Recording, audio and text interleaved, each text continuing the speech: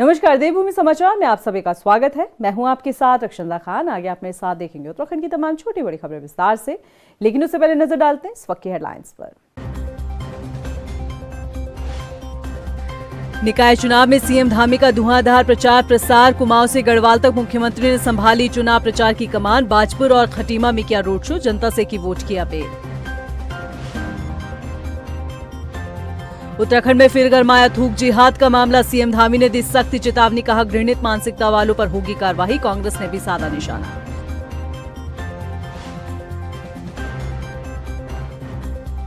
National games की तैयारी में जुटा शासन प्रशासन। अल्मोड़ा में आयोजित होने वाली योगासन प्रतियोगिता का मंत्री रेखा आर्य ने लिया जायजा। सुरक्षा व्यवस्थाओं को भी किया जा रहा पुख्ता।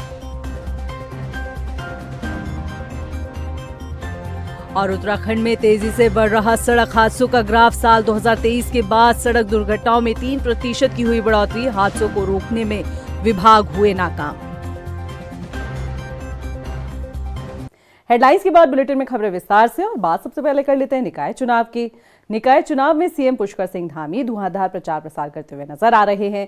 आज सुबह चंपावत के मनबसा में रोड शो किया, तो वहीं दोपहर बाद मुख्यमंत्री उधम सिंह नगर पहुंचे, जहां पहले उन्होंने खटीमा में रोड शो निकालकर जनता से वोट की अपील की। साथ ही मुख्यमंत्री ने कहा कि निकाय चुनाव में भाजपा प्रचंड बहुमत से अपनी जीत हासिल करेगी। बाजपुर पहुंचे मुख्यमंत्री पुष्कर सिंह धामी ने चेयरमैन पद पर बीजेपी प्रत्याशी गौरव शर्मा के समर्थन में रोड शो निकाला।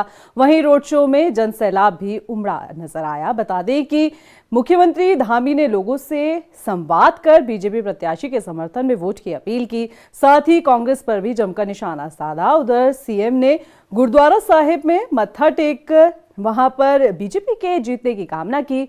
साथ ही ये भी जानकारी मिली है कि गुरुद्वारा प्रबंधन ने मुख्यमंत्री को सरोपा भेंट किया है।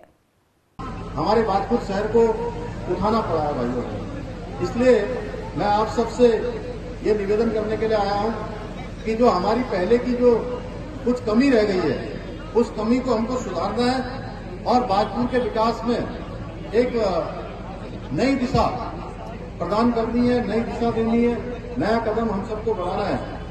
और गौरव शर्मा ये बहुत नौजवान है, युवा है, और मैं भी चाहता हूं कि इस बाजपुर क्षेत्र के लिए काम करूं। हमारे सांसद जी भी चाहते हैं, पूर्व सांसद पासी जी चाहते हैं, अरविंद पांडे जी का यहाँ से बड़ा लगाव है। हमारे भाई राजेश कुमार जी लगातार मुझे संपर्क करते हैं, लगातार कहते हैं, बहुत सारी विकास योजनाओं के बारे में बात करते हैं, और यथासंभव मैं प्रयास करता हूं कि बाजपुर शहर के लिए कोई कमी न हो। उत्तराखंड के निकाय चुनाव के बीच एक बार फिर से थूक जिहाद का जिन बाहर आ गया है, और इसकी वजह है उत्तरायणी मेले से सामने आया थूक जिहाद से जुड़ा एक वीडियो, जिस पर संज्ञान लेते हुए सीएम पुष्कर सिंह धामी ने भी जिहादियों को सख्त चेतावनी दे डाली है। क्या है पूरा मामला, इस रिपोर्ट में देखिए। उत्तराखंड में एक बार फिर से थूक जिहाद का मामला गर्मा चुका है, क्योंकि सीमांत जनपद बागेश्वर से चौंकाने वाली एक वीडियो सामने आई है। दरअसल इन दिनों बागेश्वर में उत्तरायणी मेले का आयोजन चल रहा है, और इस मेले से एक वीडियो सामने आया जिसमें एक होटल में तंदूरी रोटी बनाने वाला कारीगर रोटी पर थूक लगाकर पकाते हुए उसे नजर आ रहा है। बताया जा रहा है कि ये वीडियो बागेश्वर नगरपालिका कार्यालय के बाहर के एक होटल का है। इस मामले के सामने आने के बाद जहां एक तरफ बजरंग दल के कार्यकर्ताओं ने हंगामा काटा, तो वहीं मौके पर पहुंची पुलिस ने 2 युवकों के खिलाफ मुकदमा भी दर्ज किया। लेकिन प्रदेश में जिस तरह से लव जिहाद और लैंड जिहाद के बाद थूक जिहाद की घटनाएं सामने आ रही है, इन घटनाओं ने उत्तराखंड में सांप्रदायिक माहौल बिगाड़ने का काम किया है। और अब मुख्यमंत्री पुष्कर सिंह धामी ने इन जिहादियों के खिलाफ सख्त कार्रवाई की बात कही है। साथियों, पूर्ववर्ती सरकारों की विफलता के कारण हमारी देवभूमि की डेमोग्राफी में गंभीर बदलाव देखने को मिल रहे थे। इस चुनौती का समाधान करने के लिए हमारी सरकार ने देवभूमि की सांस्कृतिक पहचान और डेमोग्राफी को सुरक्षित करने के लिए लव जिहाद, लैंड जिहाद और थूक जिहाद जैसी घृणित मानसिकताओं के खिलाफ भी कठोर कदम हम उठा रहे हैं। साथ ही प्रदेश में धर्मांतरण रोधी कानून, दंगा रोधी कानून जैसे सख्त कानून भी हमने लागू किए हैं। वहीं थूक जिहाद को लेकर कांग्रेस सरकार को घेरने का काम कर रही है। कांग्रेस की प्रदेश प्रवक्ता गरिमा दसोनी ने कहा कि निकाय चुनाव में सड़क, बिजली, नाली जैसे मुद्दे गायब है और बात हो रही है तो लैंड जिहाद, थूक जिहाद और लव जिहाद की, जो बेहद शर्मनाक है। अचरज नहीं हो रहा है। अचरज तो तब होता यदि इस तरह का कोई मामला सामने नहीं आता। तो प्रदेश में चुनाव हो रहे हों और थूक जिहाद, लैंड जिहाद के मामले सामने ना आए तो ये चौंकाने वाली खबर हो जाती है। तो कहीं ना कहीं क्योंकि प्रशासन आपके पास है, सरकार आपके पास है, तो ऐसे में सख्ती तो आपको दिखानी चाहिए थी। और सवाल बड़ा ये उठता है कि ये भाजपा राज में ही क्यों हो रहा है। आज तक 70 साल ये लोग कहते हैं कि कांग्रेस का राज रहा देश के अंदर, कभी भी इस तरह की घटनाएं सुनने को नहीं मिली। और जो चुनाव, जो शहरी निकाय चुनाव सड़क, बिजली, पानी पर लड़ा जाना चाहिए था, खड़ंजे और नाली पर लड़ा जाना चाहिए था, प्लास्टिक यूज और मलिन बस्ती पर लड़ा जाना चाहिए था, वो चुनाव आज की डेट में मजार और मुसलमान पर लड़ा जा रहा है। वो चुनाव मुस्लिम यूनिवर्सिटी और जुम्मे की नमाज पर लड़ा जा रहा है। एक मुखिया के तौर पर मुझे लगता है शर्म आनी चाहिए पुष्कर सिंह धामी जी को भी कि उन्होंने इस तरह से पूरे चुनाव का जो नैरेटिव है वो बदलने का प्रयास कर रहे हैं। उत्तराखंड में लगातार थूक जिहाद जैसे मामले सामने आ रही है, जिसको लेकर सूबे के मुखिया भी सख्त रुख अपनाने की बात कर रहे हैं, तो वहीं विपक्ष सरकार को घेरने का काम कर रही है। देखना होगा कि आने वाले समय में सरकार द्वारा कितने सख्त कदम उठाए जाते हैं ताकि ऐसा करने वाले अपराधियों में एक डर बने और प्रदेश में थूक जिहाद जैसे मामलों पर रोक लग सके।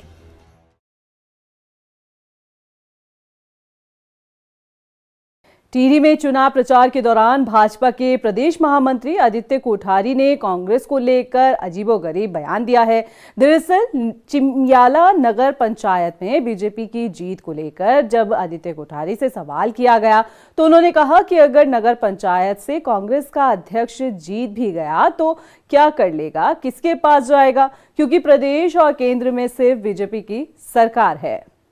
कि नगर पंचायत में अध्यक्ष अगर कांग्रेस का जीत भी जाएगा, किसके पास जाएंगे? न विधायक उनका, न सांसद उनका, न राज्य में सरकार उनकी, न केंद्र में सरकार उनकी। नगर पंचायत में अध्यक्ष जीत भी गया तो क्या करेगा? भारतीय जनता पार्टी का नगर अध्यक्ष जीतेगा, विधायक हमारा, सांसद हमारा, राज्य में सरकार हमारी, केंद्र में सरकार हमारी। कोई भी योजना होगी, कोई भी परियोजना होगी, कोई भी समस्या होगी, उसका समाधान भाजपा करेगी। आज हम जो है इसी कॉन्सेप्ट के साथ में ट्रिपल इंजन की सरकार की बात कर रहे हैं। और ये हमने अपने अनुभव में देखा है कि जब कहीं किसी निकाय में निर्दलीय प्रत्याशी जीतता है या जिसकी राज्य में सरकार नहीं होती, अगर वो जीतता है, वो बाद में पूरे 5 साल तक रोते रहता है कि मेरी सुनवाई नहीं हो रही है, मेरे कोई सुन नहीं रहा है, मैं किसके पास जाऊं।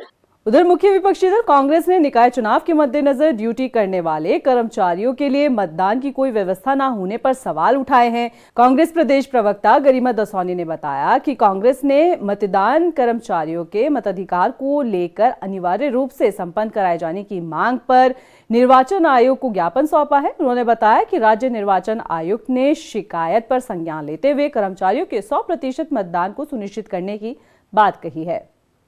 देखिए, ये शिकायतें हमारे पास दूरस्थ ग्रामीण जिलों से आ रही है। अभी टिहरी से मेरे पास फोन आया कि उनका प्रतिनिधिमंडल वहाँ के जिलाधिकारी मयूर दीक्षित जी से मिला और वहाँ कोई व्यवस्था दिखाई नहीं पड़ रही है। जिन कर्मचारियों की ड्यूटी 23 जनवरी को लगी है, शहरी निकाय के मतदान का दिन है, तो उनका मतदान पहले ही हो जाना चाहिए था। तो लेकिन मतदान कहीं दिखाई नहीं पड़ रहा, उसकी कोई व्यवस्था दिखाई नहीं पड़ रही। और कल हमारे यहाँ उत्तराखंड कांग्रेस का भी एक प्रतिनिधिमंडल राज्य निर्वाचन आयोग से मिला है कि ये मौलिक अधिकार है मतदान देना हर एक नागरिक, हर एक राज्यवासी का। ऐसे में बताया ये जा रहा है कि फौजियों के अलावा किसी को भी पोस्टल बैलेट नहीं व्यवस्था दिखाई पड़ रही है। और जो कर्मचारी हैं, पुलिस कर्मचारी हैं, राज्य कर्मचारी हैं, जिनकी ड्यूटी लगी हुई है 23 जनवरी को, उनको पहले ही जो मतदान की व्यवस्था होती है वो नदारद दिखाई पड़ रही है।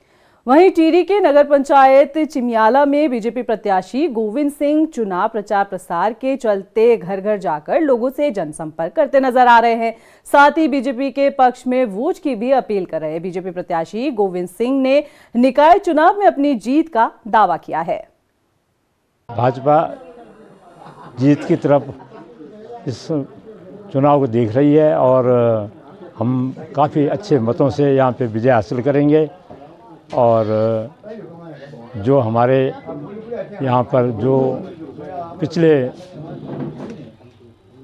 जो नगर पंचायत के चुनाव के काम को रुके हैं उनको बढ़ावा देंगे।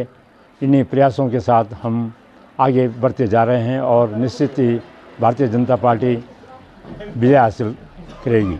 रुद्रपुर में कांग्रेस के महापौर प्रत्याशी और उनके समर्थकों ने बाजार में जाकर व्यापारियों से वोट की अपील की। कांग्रेस प्रत्याशी के समर्थकों का कहना है कि 10 साल भाजपा ने रुद्रपुर नगर निगम में कोई विकास कार्य नहीं किया है और न ही व्यापारियों के हित में कोई फैसला लिया है, लेकिन इस बार कांग्रेस के मेयर बनने के बाद क्षेत्र में विकास की बयार बहेगी।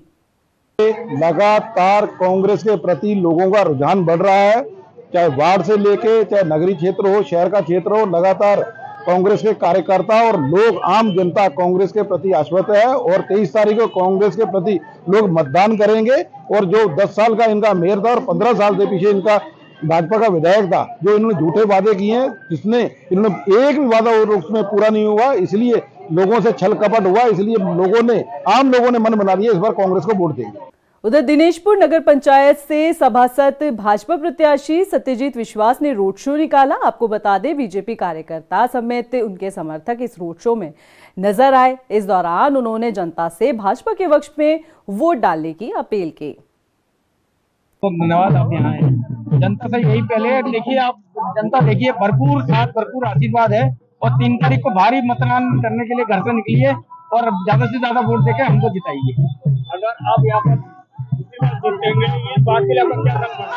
देखिए, बाढ़ का कार्य तो बहुत बड़ा नहीं है। नाली, पेंशन, आधार कार्ड, ये राशन कार्ड, सफेद कार्ड, यही बनाना होता है। हम कोशिश करेंगे जितना रह गया उतना ज्यादा से ज्यादा बनाना।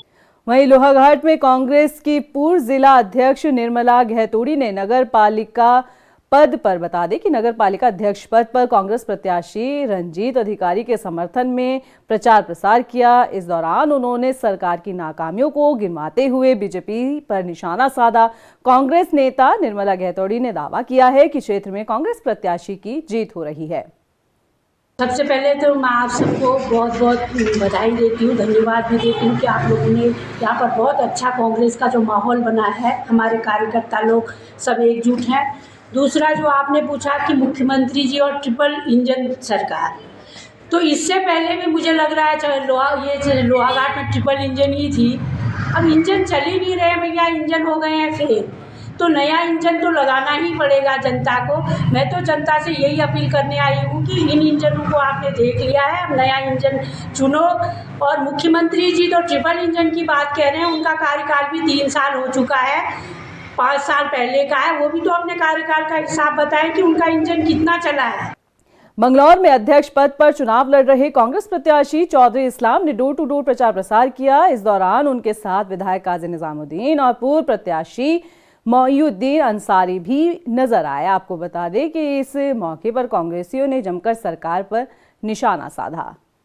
फिर पूरे अच्छा समर्थन मिला। लोगों का क्या कहना है? लोग तो कह रहे हैं वोट दे रहा है, एक तरफा वोट दे रहा है, कोई किसी के पास कॉपी है क्या? कोई शिकवा शिकायत नहीं है। का नॉमिनेशन बहाल हुआ, हाई कोर्ट की डबल बेंच ने किया कांग्रेस पार्टी का के प्रत्याशी के रूप में।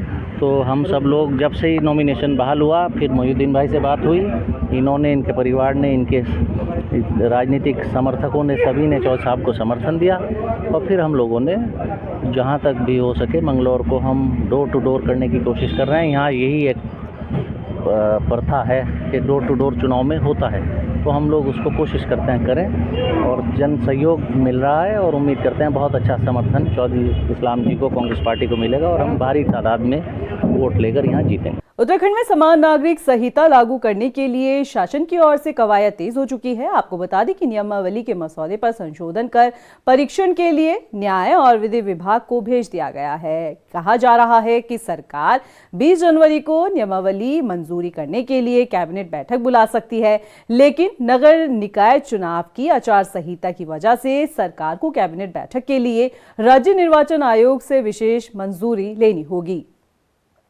यूसीसी का रूल का ड्राफ्ट कमेटी के भी मैं मेंबर रही हूँ। आदरणीय शत्रुघ्न सिंह जी जो हमारे पूर्व मुख्य सचिव हैं, उनकी अध्यक्षता में एक कमेटी बनी और एक्ट के हिसाब से रूल्स को जो ड्राफ्ट किया जाना था वो रूल को ड्राफ्ट किया गया और 18 अक्टूबर को ये माननीय मुख्यमंत्री जी को सौंपा गया। इसका जो स्ट्रक्चर है वो कभी भी जब रूल बनते हैं वो एक्ट की जो भावना होती है, या एक्ट में जो प्रावधान किए होते हैं उसके बाहर आप रूल नहीं बना सकते, तो उसी के आधार पर रूल बनाए गए।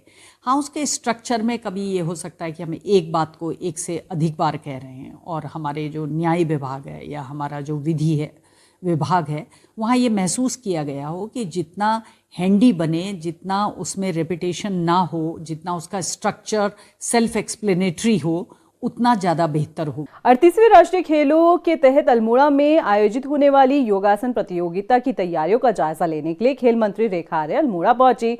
उन्होंने स्थानीय स्टेडियम का दौरा किया और साथ ही तैयारियों का जायजा लिया, समीक्षा बैठक भी की। बता दें कि अधिकारियों से बातचीत करते हुए मंत्री रेखा आर्य ने राष्ट्रीय खेलों में योगासन प्रतियोगिता का आयोजन हो रहा है, इसको लेकर ऐतिहासिक बनाने के लिए कहा है।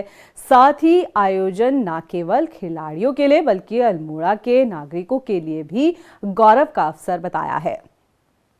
38 नेशनल गेम की शुरुआत 28 जनवरी से माननीय प्रधानमंत्री जी के कर कमलों से देहरादून में इसका शुभारंभ होने जा रहा है। उसी क्रम में एक इवेंट के रूप में योगासना, जो कि हमारा पारंपरिक खेल है, उसको हम लोग अपने जनपद अल्मोड़ा में हम लोग करवा रहे हैं। आज उसी की तैयारी और उसी की समीक्षा करने में यहाँ पर पहुँची हूँ, जिसकी तैयारियों का स्वरूप जो है वह काफ़ी हद तक तैयारी की ओर अग्रसर है। निश्चित रूप से मैं समझती हूँ कि योगासना का अपने जनपद और खासकर पहाड़ी जनपद अल्मोड़ा में किया जाना हर योगासना करने वाले व्यक्ति के लिए भी और हमारे जो सभी खिलाड़ीगण जो अन्य प्रदेशों से आएंगे उनके लिए भी और हमारे अल्मोड़ा के बच्चों के लिए भी बहुत ही ऐतिहासिक दिन होगा। वहीं राष्ट्रीय खेलों के आयोजन के मद्देनजर सुरक्षा व्यवस्था को पुख्ता करने के लिए पुलिस प्रशासन की टीम एक्टिव मोड पर नजर आ रही है, खास तौर पर देहरादून पुलिस, क्योंकि देहरादून में ही प्रधानमंत्री नरेंद्र मोदी नेशनल गेम का उद्घाटन करते हुए नजर आने वाले हैं, जिसके चलते सुरक्षा के इंतजामों को पुख्ता किया जा रहा है। एसपी प्रमोद कुमार की माने तो प्रधानमंत्री नरेंद्र मोदी के प्रोटोकॉल के हिसाब से सुरक्षा व्यवस्था की जा रही है। तमाम पुलिस प्रशासन सुरक्षा में लगाए गए हैं, साथ ही कई रूट भी डाइवर्ट किए गए हैं। अभी 28 तारीख से हमारे 38वें राष्ट्रीय खेल वो भी शुरू हो रहे हैं और अभी टेंटेटिव जो है 28 तारीख को माननीय प्रधानमंत्री जी भारत सरकार उनका भी भ्रमण कार्यक्रम जो प्रस्तावित है उसके दृष्टिगत जो वेन्यूज़ हैं और जो रूट्स वगैरह हैं तो उनका आकलन कर लिया गया है और साथ ही साथ वहाँ पे जो फोर्स का अपना डिप्लॉयमेंट है उसका भी एक टेंटेटिव चार्ट वो भी हमारे द्वारा तैयार कर लिया गया है और साथ ही साथ जो पार्किंग की व्यवस्था रहेगी उसके संबंध में भी चर्चा कर ली गई है। अभी फोर्स का आकलन किया जा रहा है कि कितना कहाँ लगेगा, उसके बाद ज़िले में अवेलेबल कितना है और वहाँ से फिर मांग वगैरह कितनी करनी है तो उसके संबंध में चर्चा करके आज उसको भी फाइनल रूप दे दिया जाएगा ताकि समय से फोर्स हम लोगों को उपलब्ध हो जाए, समय से हमारे जो ड्यूटी कार्ड्स वगैरह हैं, जो ड्यूटी चार्ट्स हैं वो भी तैयार हो जाए और उनको जो है फिर समय से उनको ब्रीफिंग डिब्रीफिंग जो भी प्रोटोकॉल है उसके अनुसार उनको करके डिप्लॉय कर दिया जाएगा। और जहाँ तक राष्ट्रीय खेलों का सवाल है तो जो कंपनी उनको देख रही है उनके साथ भी हमारी कई दौर की बैठकें हो चुकी हैं। सोशल मीडिया प्लेटफॉर्म पर भ्रामक जानकारी फैलाने वालों पर अब एमडीडीए शिकंजा कसने जा रहा है। आपको बता दें कि प्राधिकरण उपाध्यक्ष ने बैठक लेकर 6 सदस्यीय टीम का गठन किया है जो सोशल मीडिया के अलग अलग प्लेटफॉर्म पर भ्रामक जानकारी फैलाने वालों को ट्रैक करेगी। साथ ही अपने फेसबुक से लेकर दूसरे सोशल मीडिया पेज पर भी रोजाना की जानकारी अपलोड की जाएगी। देखिए, लगातार हम लोग भी देख रहे हैं और कई बार लोग हमें भेज भी देते हैं ये पूछने के लिए कि सोशल मीडिया पे चाहे इंस्टाग्राम है या यूट्यूब है या फेसबुक पे कि इस तरह से प्रचार किया जा रहा है कि यहाँ पर प्लाट मिल रहे हैं या बने बनाए घर मिल रहे हैं, रो हाउस मिल रहे हैं, तो कृपया बताएं कि इसका मानचित्र स्वीकृत है कि नहीं। तो इसके लिए हमने एक अलग से टीम बनाई है कि जो इस पर नज़र रखेगी। सोशल मीडिया के जितने प्लेटफॉर्म्स हैं अगर उसके माध्यम से कोई प्रचार प्रसार कर रहा है तो हम लोग भी चेक कर लेंगे और कोई ऐसा है कि मानचित्र स्वीकृत नहीं है या एग्रीकल्चर लैंड है उसमें प्लाटिंग करके बेच रहे हैं तो उस पर हम लोग कार्रवाई करेंगे। उत्तराखंड में यातायात व्यवस्थाओं को आसान बनाने के लिए बड़ी सड़क परियोजनाओं को धरातल पर उतारा जा रहा है। इसी कड़ी में प्रदेशवासियों को अब एक और सड़क परियोजना की सौगात मिलने जा रही है जिसे न सिर्फ आपका सफर आसान होगा बल्कि वक्त भी बचेगा। ये रिपोर्ट देखिए। उत्तराखंड में सफर को सुगम और सुरक्षित बनाने के लिए कई बड़ी सड़क परियोजनाओं पर काम चल रहा है। इसमें एक बड़ा उदाहरण Delhi Dehradun expressway, Karnaprayag railway line और पहाड़ों पर ऑल वेदर रोड का निर्माण कार्य है। ये सभी प्रोजेक्ट जो है वो देश के प्रधानमंत्री नरेंद्र मोदी के ड्रीम प्रोजेक्ट है। और अब इसी कड़ी में राजधानी देहरादून के आशा रोडी से झाझरा तक 4 लेन रोड भी शामिल हो चुका है, जिसकी जरूरत काफी वक्त से महसूस की जा रही थी। दरअसल आशा रोडी से झाझरा के बीच 4 लेन सड़क का निर्माण का पेच वन भूमि को लेकर फंसा हुआ था। NHAI और वन विभाग ने समन्वय बनाते हुए 40 हेक्टेयर से ज्यादा वन भूमि के हस्तांतरण का रास्ता निकाला, जिसके बाद इसके बनने की राह और आसान हो चली है। चलिए इस प्रोजेक्ट की कुछ खास बातें आपको समझाते हैं। आशा रोडी झाझरा 4 लेन रोड की कुल लागत 250 करोड़ रुपए है। इसकी लंबाई लगभग 12 किलोमीटर लंबी है। आपको बता दें कि ये आशा रोडी से Shimla bypass, Baniyawala, tea estate, Thakurpur से होते हुए झाझरा जाएगा और झाझरा से आप मसूरी और धनोल्टी पहुंचेंगे। इस प्रोजेक्ट के पूरा होने के बाद आपको शहर के अंदर ट्रैफिक में नहीं फंसना पड़ेगा। उम्मीद है कि इस 4 लेन रोड का निर्माण कार्य जल्द पूरा होगा और आप आशा रोडी झाझरा 4 लेन रोड पर फर्राटा भरने के लिए जरूर उत्तराखंड आएंगे। उत्तराखंड में साल दर साल सड़क हादसों का ग्राफ बढ़ता जा रहा है, जो वाकई चौंकाने वाला है। मानो इन हादसों पर लगाम लगाने के लिए या तो कोई कार्रवाई नहीं हो रही हो या फिर सारे प्रयास नाकाम साबित हो चुके हैं। और ये हम इसलिए कह रहे हैं क्योंकि ये सड़क हादसे न सिर्फ परिवहन विभाग की कार्यप्रणाली पर सवालिया निशान खड़े कर रहे हैं, बल्कि उन हादसों में कई लोग अपनी जिंदगी भी गंवा चुके हैं। ये स्पेशल रिपोर्ट देखिए। क्या कहता है उत्तराखंड में सड़क हादसों का ग्राफ? क्या दुर्घटनाओं को रोकने के लिए नहीं हुआ प्रयास या हादसों पर लगाम लगाने में नाकाम हुआ विभाग? आखिर किसकी लापरवाही से लोग गंवा रहे अपनी जान? ये वो तमाम सवाल है जो आपके और हमारे जहन में तब आते हैं जब प्रदेश में कोई बड़ा सड़क हादसा हो जाता है। मगर कितनी हैरानी की बात है ना कि इन सवालों का जवाब ढूंढने के लिए फिर किसी हादसे का इंतजार किया जाता है, क्योंकि इन सवालों पर अगर पहले ही गौर किया जाए तो शायद उत्तराखंड में जिस तेजी के साथ सड़क हादसों का ग्राफ बढ़ रहा है, उस आंकड़े में आखिर कमी देखने को मिल सकती है। दरअसल प्रदेश में लगातार सड़क हादसों में बढ़ोतरी देखने को मिल रही है। यातायात निदेशालय की तरफ से जारी किए गए आंकड़ों के मुताबिक साल 2023 से 2024 तक 3% सड़क हादसों में बढ़ोतरी हुई है। अब आप इस परसेंटेज से अंदाजा लगा सकते हैं कि सड़क हादसों पर लगाम लगाने के लिए भला क्या कुछ कार्रवाई की गई होगी। खैर, एक नजर सड़क हादसों पर डालते हैं। उत्तरकाशी में साल 2023 में 18 और साल 2024 में 17 सड़क दुर्घटनाएं हुई। टिहरी में साल 2024 में 54 और साल 2023 में 47 सड़क दुर्घटनाएं हुई। चमोली में साल 2024 में 22 और साल 2023 में 17 सड़क दुर्घटनाएं हुई। रुद्रप्रयाग में साल 2024 में 12 और 2023 में भी 12 सड़क दुर्घटनाएं हुई। पौड़ी गढ़वाल में साल 2024 में 31 और साल 2023 में 24 दुर्घटनाएं हुई। देहरादून में साल 2024 में 511 और साल 2023 में 481 सड़क हादसे हुए। नैनीताल में साल 2024 में 434 और साल 2023 में 412 सड़क दुर्घटनाएं हुई। हरिद्वार में साल 2024 में 170, साल 2023 में 195 सड़क दुर्घटनाएं हुई।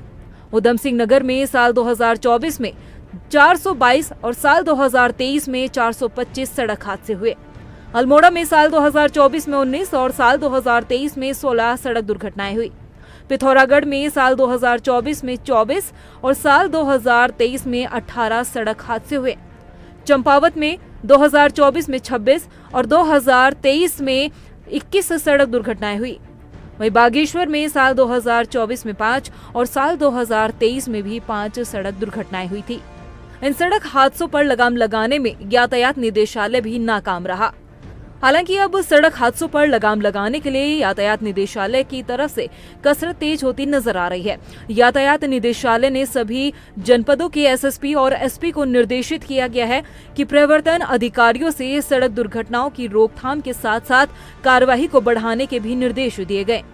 जितने भी मेजर एक्सीडेंट्स हैं उनको सभी को हम लोग रिव्यू कर रहे हैं, क्या कारण रहे, जहाँ पर भी हमको लगता है कि कुछ ऐसी एनफोर्समेंट के लेवल पे इश्यूज़ हैं जिन पे हम बेहतर कर सकते हैं, उनको लेकर के जो डिस्ट्रिक्ट्स हैं उनको कम्युनिकेट किया गया है। एनफोर्समेंट को और ज़्यादा इफेक्टिव कैसे हम लोग कर सकते हैं और एक्सीडेंट को मिनिमाइज़ करने के लिए जो भी उनको रिव्यू करने के बाद, एग्जामिन करने के बाद जो भी रीजंस हमको समझ में आते हैं जहाँ से हमको मिनिमाइज़ किया जा सकता है, उसको लेकर के भी डिटेल्स में डायरेक्शंस जो है डिस्ट्रिक्ट्स को इशू किए गए हैं। और जहाँ पर एनफोर्समेंट में कमी आई है उनको खासतौर से बताया गया है। जो डिस्ट्रिक्ट्स जो है जो आइडेंटिफाई हुए हैं जहाँ पर कुछ एनफोर्समेंट कम देखा गया है, उनको कम्युनिकेट किया है कि एनफोर्समेंट को बढ़ाया जाए और फोकस रहे कि किस तरीके से एक्सीडेंट को हम लोग मिनिमाइज़ कर सकते हैं। जो भी एनफोर्समेंट की कार्रवाई है वो उसी डायरेक्शन में होनी चाहिए। यातायात निदेशालय से जारी आंकड़ों को देखा जाए तो काफी चिंताजनक है। जिस तरह एक साल में सड़क हादसों में बढ़ोतरी हुई है और प्रवर्तन की कार्रवाई में कमी देखने को मिली है, तो ऐसे में कहीं न कहीं प्रवर्तन की भी जिम्मेदारी है। हालांकि अब यातायात निदेशालय से सख्त निर्देश दिए गए हैं, तो देखना ये होगा कि सड़क हादसों में आखिर कितनी कमी आती है।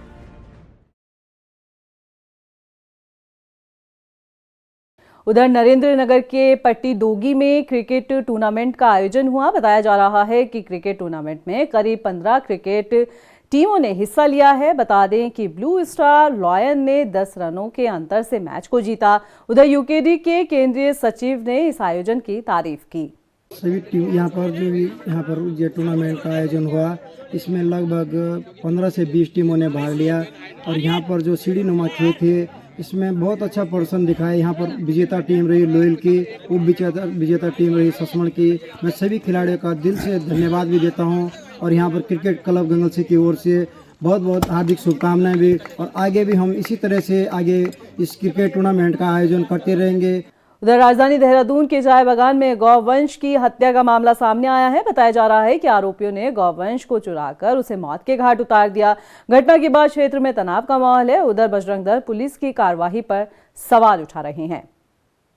अभी के लिए फिलहाल इतना ही। मुझे दे इजाजत, लेके चलते चलते नजर डालते इस वक्त की हेडलाइंस पर। नमस्कार। निकाय चुनाव में सीएम धामी का धुआंधार प्रचार प्रसार। कुमाऊं से गढ़वाल तक मुख्यमंत्री ने संभाली चुनाव प्रचार की कमान। बाजपुर और खटीमा में किया रोड शो, जनता से की वोट की अपील। उत्तराखंड में फिर गरमाया थूक जिहाद का मामला। सीएम धामी ने दी सख्त चेतावनी, कहा घृणित मानसिकता वालों पर होगी कार्रवाई। कांग्रेस ने भी साधा निशाना।